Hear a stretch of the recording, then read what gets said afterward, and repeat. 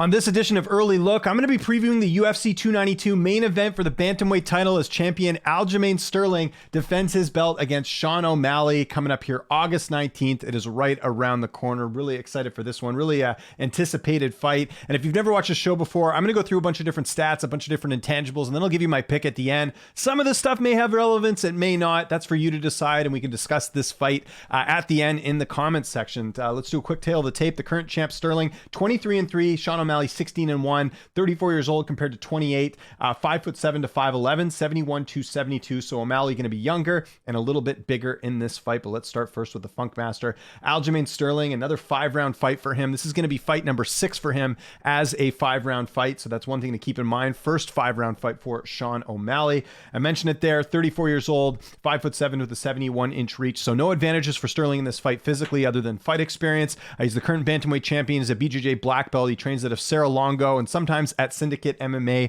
in Las Vegas. He is the current defending bantamweight champion. He's got performance of the night one time against Corey Sandhagen. He's tied with TJ Dillashaw for most wins in UFC bantamweight history at 13. He's also has the longest win streak in bantamweight history at 9. Let's go all the way back to Sterling's amateur debut that took place way back in May of 2009. He actually fought Vincent Morales. I don't know if that's the same Vince Morales that used to be in the UFC, but either way, there we go. He went 6-1 as an amateur, made his MMA debut in April of 2011, did not make his UFC debut until April of 2014, which interestingly enough was against Cody Gibson, who is currently competing on The Ultimate Fighter.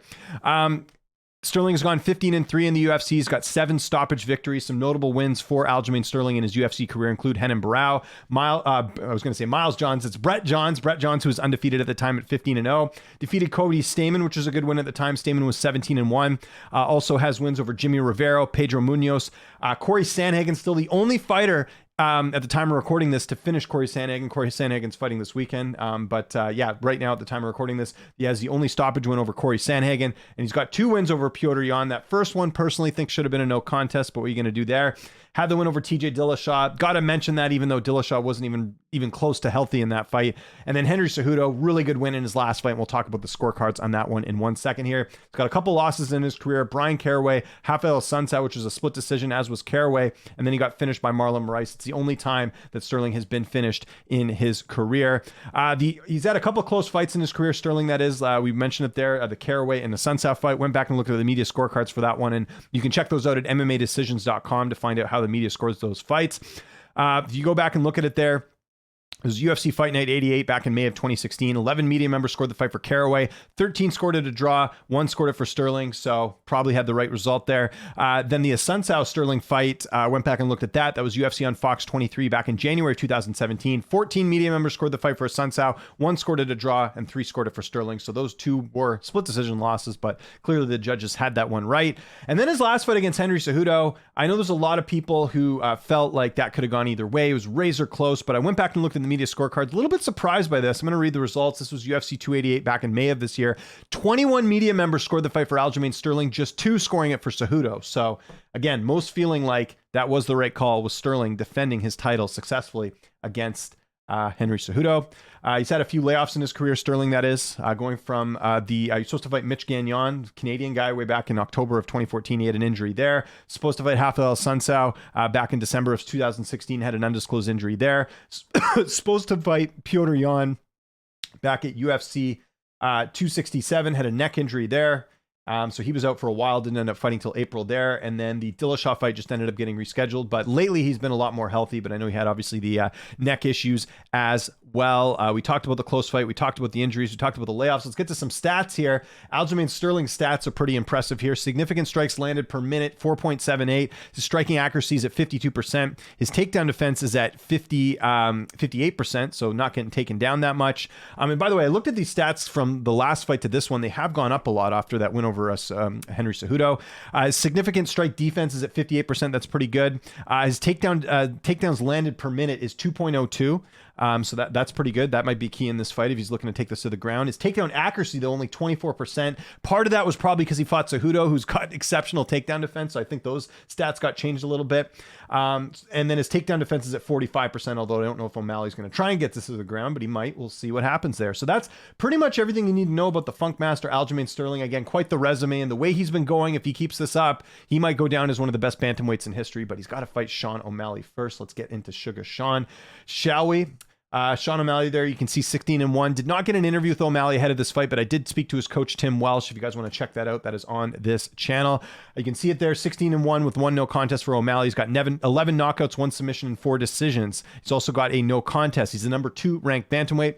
He's 28 years old. He'll be 29 in October, but which will be after this fight. He is 5'11" with a 72-inch reach. So O'Malley is 4 years younger and will have a 4-inch height and 1 in reach advantage in this fight. He's a BJJ brown belt. He's training at the MMA lab, also trains at Sanibel as well. He's got fight of the night 3 times against Andre Sukumta, Chris Montino, and Piotr Jan. He's got performance of the night 4 times against Jose Quinones, Eddie Wineland, Thomas Almeida, and Rulen Paiva. He's got the highest significant striking accuracy percentage in UFC bantamweight history at 60.9%. That's a great stat. Do have to point out, though, maybe not the best competition in his run so far in the UFC. O'Malley made his amateur debut in when was it? March of 2013. He went 9-2 as an amateur, made his MMA debut in March of 2015. So just to give you an idea of the experience gap here, Sterling had 10 professional fights before O'Malley had his first one. Didn't make his UFC debut until December 2017, so less than 2 years, just over 2 years, he's making his UFC debut. By the time O'Malley made his UFC debut, Sterling had 5 UFC fights. O'Malley is 8-1 in the UFC. He's got 1 no contest. He's got 5 stoppage wins.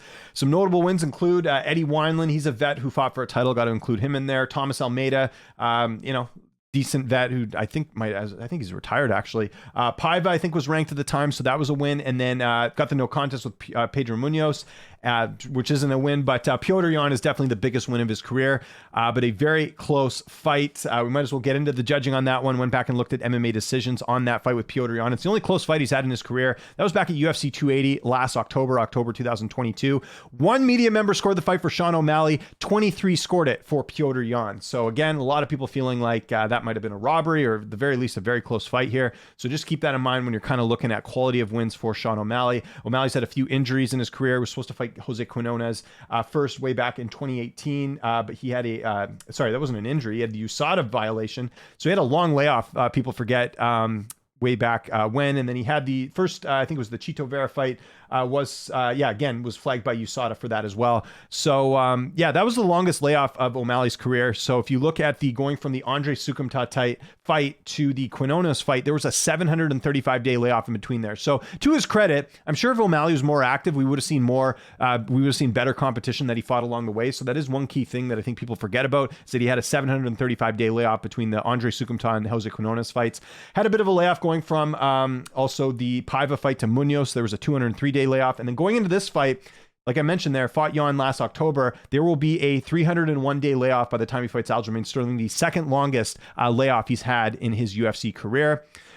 O'Malley's stats are very impressive. Let's go look at those. Look at the strikes landed per minute, 7.43. That's one of the highest I've ever seen doing these breakdowns. It's pretty incredible. Striking accuracy is at 60%. Significant strike defense is at 62%. His average takedown landed per minute is 0.45. Don't think we'll see too many takedowns here. His takedown accuracy is also 42%, much like Sterling's. And his takedown defense is at 60%, which may be a key thing here if Sterling is looking to take this fight to the mat. Let's get to the odds. Like I mentioned there, O'Malley has not fought the best competition. That's why he's such a big underdog here. Most books having him here, as you can see, at about almost minus 300 around there, minus 250 as well, but plus 200 for O'Malley. And looking on Tapology, again, these are fan votes. The people, majority are picking Aljamain Sterling here at 72%, just 28% for Sean O'Malley. So what is going to be my pick in this fight? I'm going to leave you, not going to leave you in suspense any longer. I know this is a bit of a quicker breakdown. I'm going with Aljamain Sterling here. Now look, there's a couple of reasons why I like Sterling in this fight. I mentioned this already. Sterling has only been finished once in 18 UFC fights. I really think the path to victory here for O'Malley is knocking out Aljamain Sterling, and he can do it. O'Malley's got the power. I think O'Malley, you could argue, has the best knockout power in the division. We've seen that time and time again. This guy is a highlight reel machine, and we have seen Sterling get finished before. But still, Sterling's only been finished once in 18 UFC fights. Cejudo's got some knockout power too, wasn't able to do anything. I think O'Malley, if he does win this, it's by knockout. But again, that's easier said than done with Sterling having only been finished once in 18 fights. Sterling has 5-round fights under his belt. O'Malley does not. One of the things I talked with O'Malley's coach, Tim Welch, about is about the conditioning. He says that they've been working on it, had obviously a full camp for this one. But I do think there's something to be said for training for 5 rounds and competing in 5 rounds. Sterling having 5 more 5-round fights than Sean O'Malley, I think, is a big part of this fight, because if O'Malley can't take out Sterling early and it gets into those later rounds, how's he going to perform? How much adversity has Sean O'Malley had in his career? Not much. Sterling's had a lot, not only from, the loss to Marlon Moraes, but, the whole fan backlash with the Petr Yan fight, the injuries, all these different things. Sterling, I think, is criminally underrated as a bantamweight. I don't think it's a stretch to say that he could be potentially the best bantamweight of all time. Again, O'Malley really hasn't had to face that. I know there's fans that don't like O'Malley as well. I think that's a small percentage, but that's nothing compared to the adversity that Sterling's had to face. Sterling also has fought far better competition. Like I mentioned there, if you look at the wins that Sterling has had, and we can go through them right now in terms of the records and everything, I'll just quickly go over it one more time. Renan Barão, former champ, although Barão's kind of on the decline there, but still, Brett Johns was undefeated at the time. Cody Stamann, I know, sort of a borderline guy, but still he was 17-1 at the time. Rivera, Munoz, Sandhagen. Sandhagen to me is the best win he's had. Maybe him and Yan both are pretty good wins. We'll only count one of the Yan wins because, again, that first Yan win was kind of weird, but still, even defeating Yan decisively, and well, I shouldn't say decisively, he beat Yan in the rematch. I think most people didn't feel that Yan did enough to beat Sterling in the rematch, but I think a lot of people felt like Yan beat O'Malley in their fight. So use a little MMA math there. So he's got the wins over Yan and Sandhagen, but also the win over Cejudo's got to count for something. Cejudo is an extremely good fighter. People consider him one of the greatest of all time. That's a big win for him too. Even the fact that it was that close, and he got it done, I think speaks volumes to how good he is. So we've seen, again, there's more evidence of Sterling defeating better opposition. I'm not going to put the Dillashaw win in there just because, well, I did mention it, but again, he was injured. It wasn't really a fight in that one.